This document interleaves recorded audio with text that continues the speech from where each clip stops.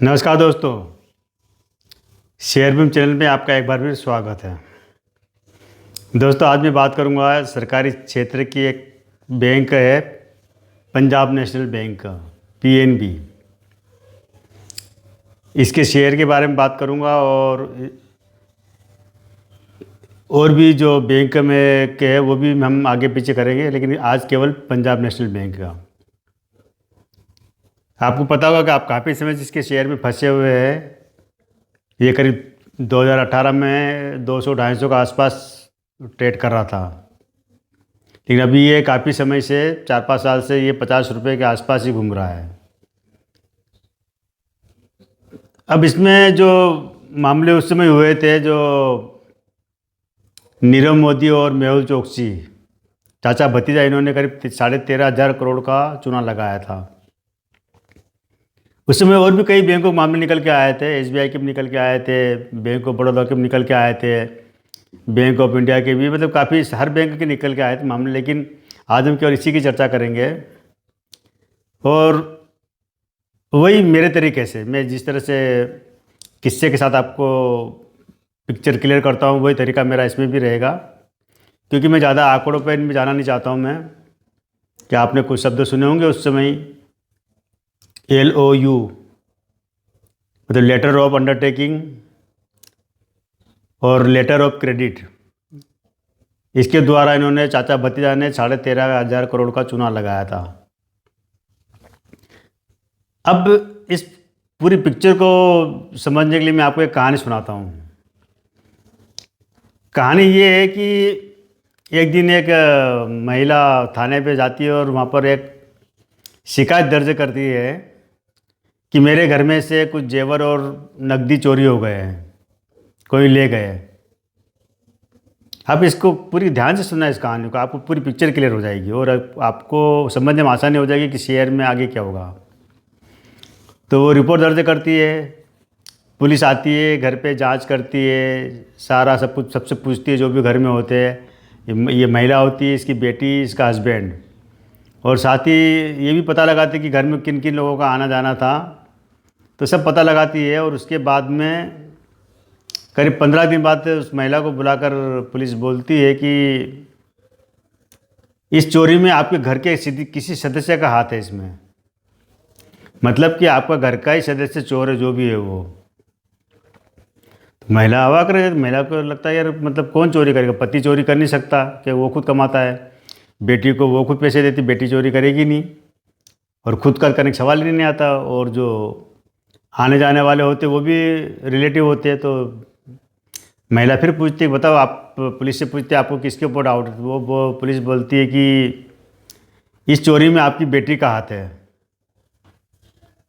महिला अवाक रह जाती है, दंग रह जाती है कि ये कैसे होगा। बोले हाँ, लेकिन अब क्या करें। तो पुलिस महिला से कहती है कि ऐसा करो कि आप समझा बुझा कर, जैसे भी प्यार से वगैरह से अपनी बेटी से खुद पूछो, तो मामला पता लग जाएगा आपको।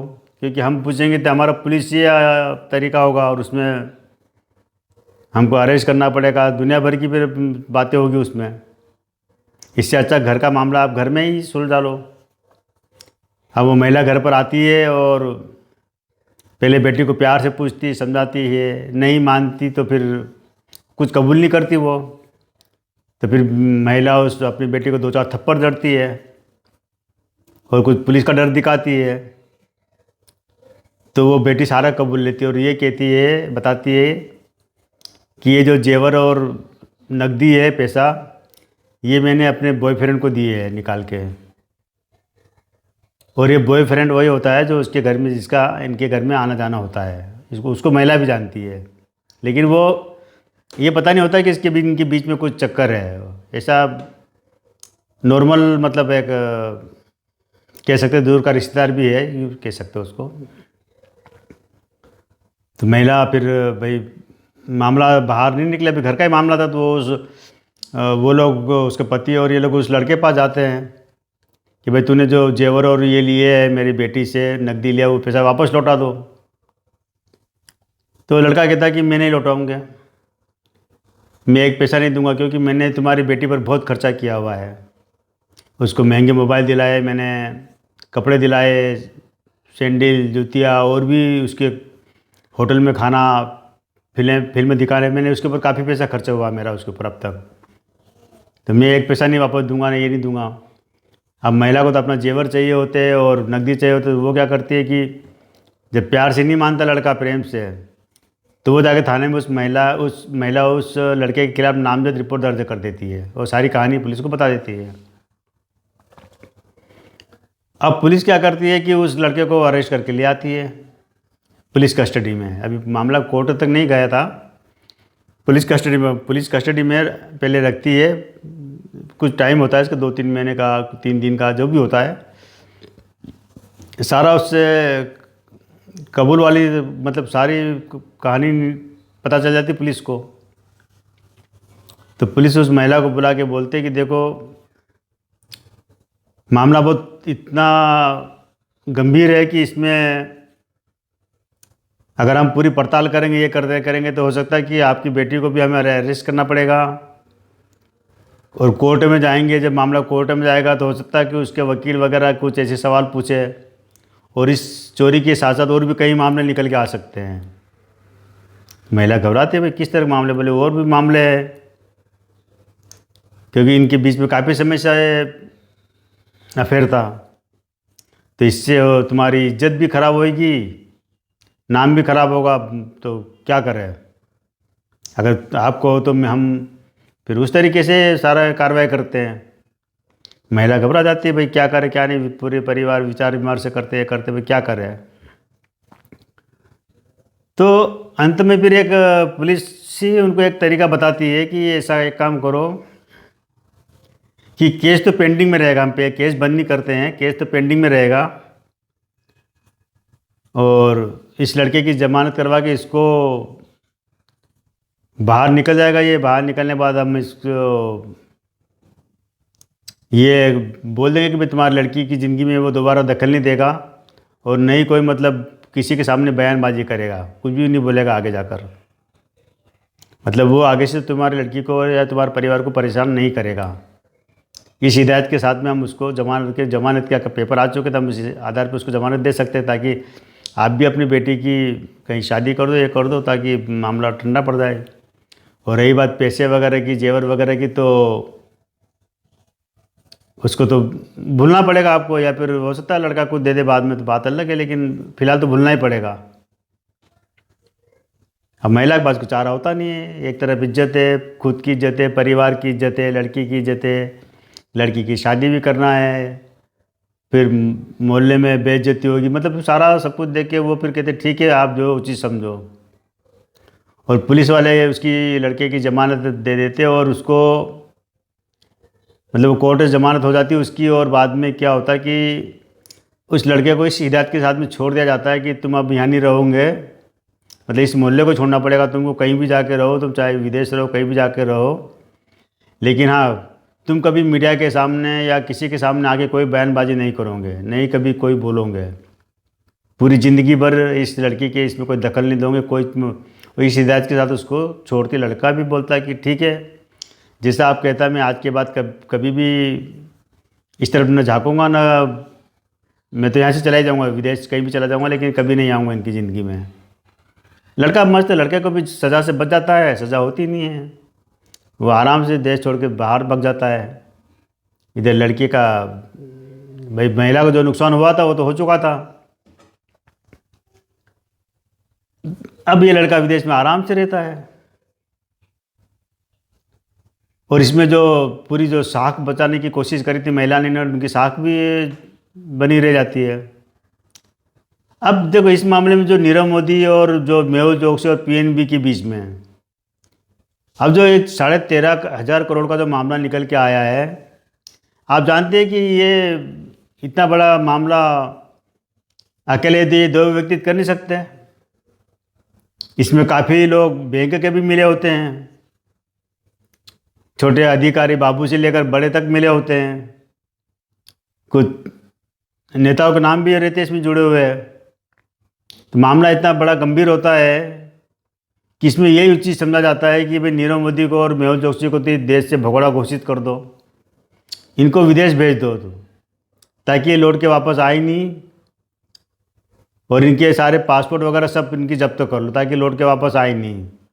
और जब आएंगे नहीं तो यहाँ के मीडिया में इनमें किसी तरह के बयानबाजी नहीं करेंगे ये, और मामला ऐसा कैसा मतलब बैंक की जो साख है वो साख के ऊपर असर नहीं आएगा, उसकी साख नहीं बिगड़ेगी, क्योंकि बैंकों में ज़्यादातर आम आदमी का पैसा जमा होता है, और अगर बैंक की अगर साख गिरती है तो उसकी भी बैंक के बंद होने की नौबत आ जाती है, दिवालिया होने की नौबत आ जाती है।